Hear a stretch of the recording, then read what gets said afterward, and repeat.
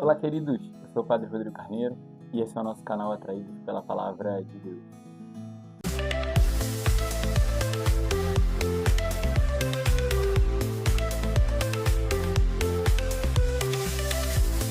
Então, nesse sábado, dia 24, mais uma vez, seja bem-vindo você aqui no nosso canal, você que está caminhando com a gente, fazendo essa experiência junto com a Palavra de Deus.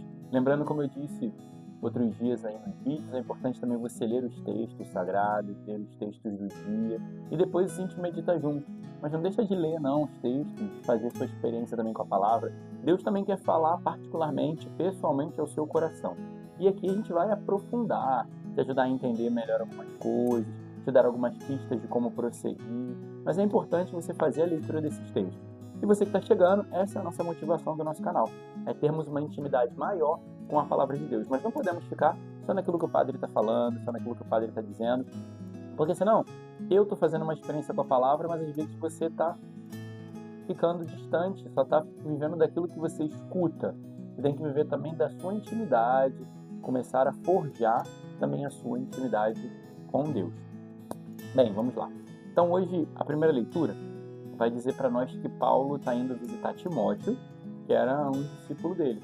Então Paulo vai ao encontro de Timóteo, que já era um filho, né, um discípulo, e aí nós vamos ver esse cuidado da igreja, né?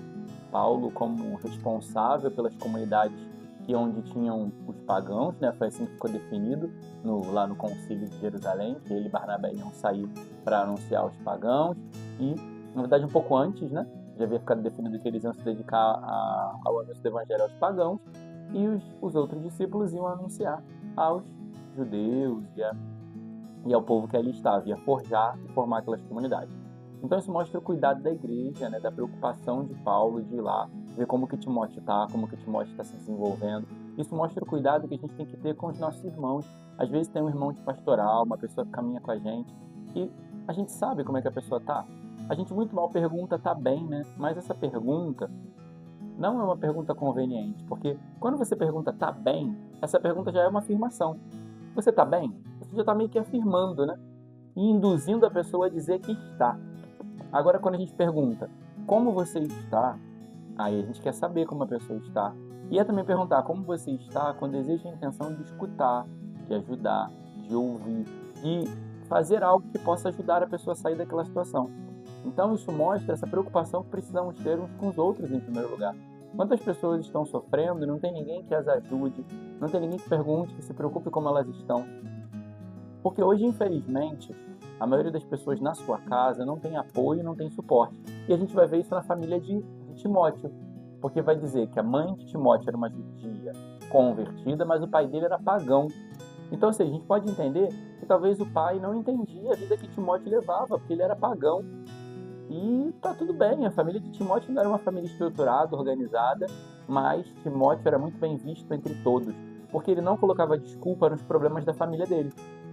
Ele não colocava desculpa nos problemas da casa dele, mas vivia a intimidade dele com Deus. Então, mesmo ele talvez não tendo uma família totalmente estruturada, talvez o pai dele não compreendia, talvez o pai dele não aceitava as escolhas que ele fazia, mas Timóteo era um homem bem visto por todos, porque ele vivia da sua intimidade, da sua vida com Deus. Ele vivia a vida dele da melhor maneira que ele podia com Deus. Ele não colocava a culpa no outro, ele não se desculpava. Ah, mas é porque meu pai é pagão, porque... Não. Ele fez uma experiência com Deus e vivia dessa experiência. Sem estar preocupado com que, sabe? Às vezes a gente se preocupa demais com se a gente vai agradar ou desagradar os outros e acaba desagradando a Deus. Nós temos que, em primeiro lugar, agradar a Deus, porque é amar a Deus sobre todas as coisas. Esse é o mandamento que somos chamados. É essa a realidade que somos convidados a viver. E aí, às vezes, o que falta para nós é aquilo que a maioria já me escutou dizer, né?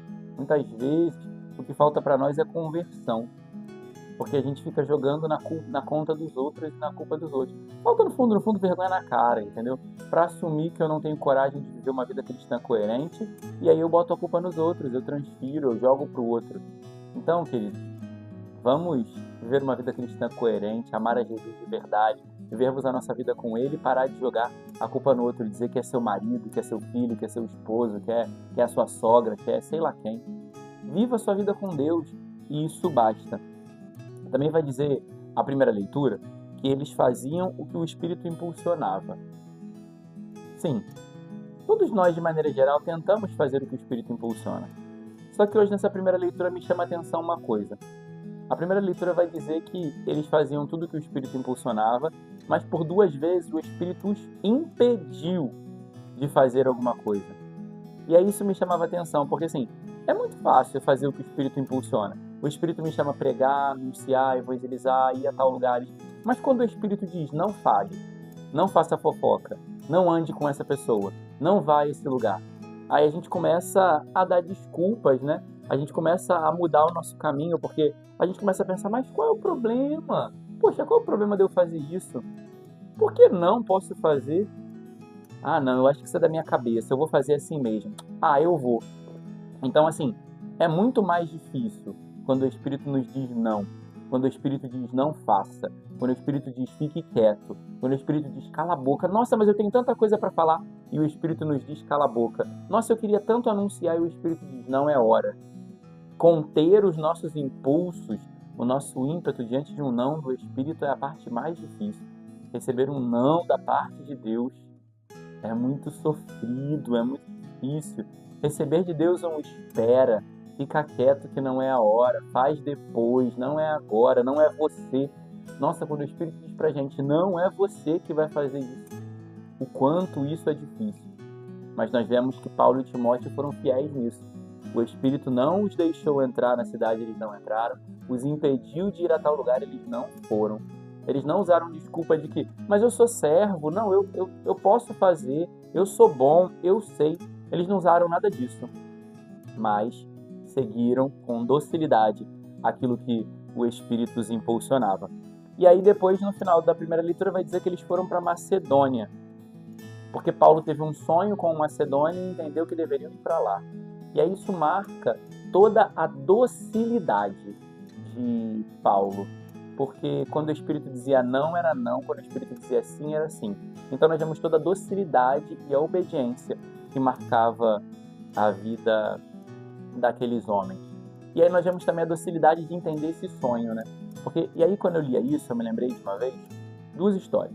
A primeira foi de uma pregadora, uma mulher que sofreu um acidente, e ela vai dizer que ela teve uma visão mística, assim, ela teve uma experiência mística com Deus durante o acidente, porque ela ficou em coma durante muitos dias. Um raio, né? Ela foi atingida por um raio. Mas tem todas as vertentes da história, mas em determinado momento da história, Nosso Senhor diz a ela que vai dar uma segunda chance para ela, que ela não vai morrer por aquele acidente, porque uma pessoa rezou por ela. E aí Deus faz ela entender e mostra para ela que o acidente dela tinha sido muito grave. Então saiu nos jornais. E do outro lado do mundo, um homem tinha comprado um peixe que veio embrulhado no jornal.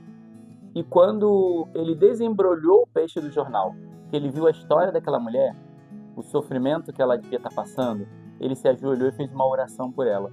E Nosso Senhor disse que foi a oração daquele homem que tocou o coração dele e ele ia dar uma segunda chance para ela. Então olha o poder e o alcance da oração. Olha a docilidade desse homem. Ele podia ter olhado para aquele jornal e jogado fora, mas ele ajoelhou e rezou por aquela mulher. Isso é docilidade, onde Deus às vezes está dando um pequeno sinal de alguém que precisa de uma oração, de alguém que precisa de uma graça, mas nós não somos dóceis a essas graças. Lembro também de uma história que um seminarista me contou, que ele tinha ido no banco com o padre, no caixa eletrônico, sacar dinheiro. E aí quando o padre sacou o dinheiro, tinha o nome de uma pessoa escrito numa nota, na cédula. E aí o padre pegou e falou assim, essa pessoa precisa de oração, vou rezar por ela. E rezou uma Ave Maria por aquela pessoa. Olha a docilidade de compreender um pequeno sinal de Deus. Talvez aquela pessoa estivesse muito, naquele momento, precisando de uma oração. E a oração é o que transforma todas as coisas. A oração é o que move. Nós vimos esses dias no Evangelho que era pela oração e pelo jejum que os discípulos faziam todas as coisas. Então que a gente possa também ser mais dócil, como Paulo, por esse sonho, como também o exemplo desse homem que viu aquela notícia no jornal. Às vezes a gente vê uma notícia no jornal, a gente reclama, a gente xinga, a gente fala besteira e não somos capazes de rezar por aquelas situações. Então a primeira leitura também nos chama a essa docilidade. A docilidade de ver as situações da vida, de ver circunstâncias que não são agradáveis a nós, circunstâncias difíceis e pesadas, e nos colocarmos no nosso papel, no nosso lugar, da oração, de fazermos algo pela oração por aquela situação. Também o Evangelho vai dizer que o mundo não nos odeia. O mundo, na verdade, odeia Jesus. E como nós o servimos e o seguimos, então somos odiados. Mas o ódio não é diretamente a mim, sabe? Não é um ódio pessoal. Se alguém me odeia a minha vida cristã, não me odeia pessoalmente, mas odeia aquele que eu estou anunciando, odeia aquele a quem eu estou me reportando, aquele a quem eu estou servindo. Muitas vezes nós nos entristecemos porque achamos que é tudo uma coisa pessoal, é comigo. Não é com você, é com Jesus. Então, Jesus também vai completar dizendo para nós que somos odiados porque seguimos a Jesus e contrariamos o mundo. Então, a minha vida, ela contraria o mundo. Por isso vem o ódio das pessoas. Mas não é um ódio a mim, é um ódio por aquilo que eu faço por amor a Jesus, por aquilo que eu faço porque amo o Senhor. E aí a gente precisa entender também, aqui fica muito claro, que não tem como a gente agradar a Deus e ao mundo. Se eu busco agradar a Deus, eu vou ser odiado pelo mundo, vou ser odiado por pessoas, talvez vou perder amigos, vou perder oportunidades. Conheço pessoas que perderam o emprego, perderam oportunidades de emprego por amor a Jesus, porque o emprego não dava dignidade, o emprego não ajudava, o emprego não levava para o céu e não ajudava a crescer. Então, queridos, seguir a Jesus também é um caminho de perder, mas é uma escolha. Eu perco agora para ganhar na eternidade, eu perco agora para ganhar no céu. Então, se eu amo a Deus, eu consequentemente vou odiar o mundo, vou perder pessoas, vou perder oportunidades e até mesmo situações, que talvez seriam até boas e lícitas. Mas se a gente está perdendo é porque é o melhor para nós e vai nos ajudar ainda mais a chegar ao céu. E aí, vai dizer também o Evangelho que aqueles que perseguem é porque não conhecem a Jesus. Se não conhecem, não podem amar. E aí me chamava a atenção esse Evangelho porque isso, no fundo, traz uma culpa para mim. Porque se tem alguém que está perto de mim e não conhece a Jesus, o que eu estou fazendo que eu não anunciei o Evangelho? Você consegue entender isso? Se alguém que está perto de você não conhece a Jesus, é porque você não anunciou. Então, no fundo, essa perseguição, essa tribulação, no fundo, tem uma culpa nossa. Estamos sendo omissos, estamos nos calando, não estamos testemunhando como deveríamos. Talvez você pode dizer, padre, mas é muito difícil falar, santo de casa não faz milagre.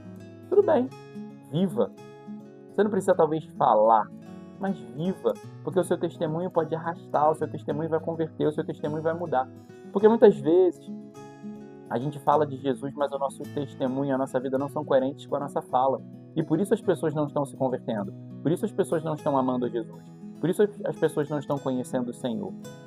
Então nós precisamos reclamar menos das coisas e anunciarmos mais, testemunharmos mais, sermos mais de Deus, para que o mundo conheça a Deus a partir da minha vida.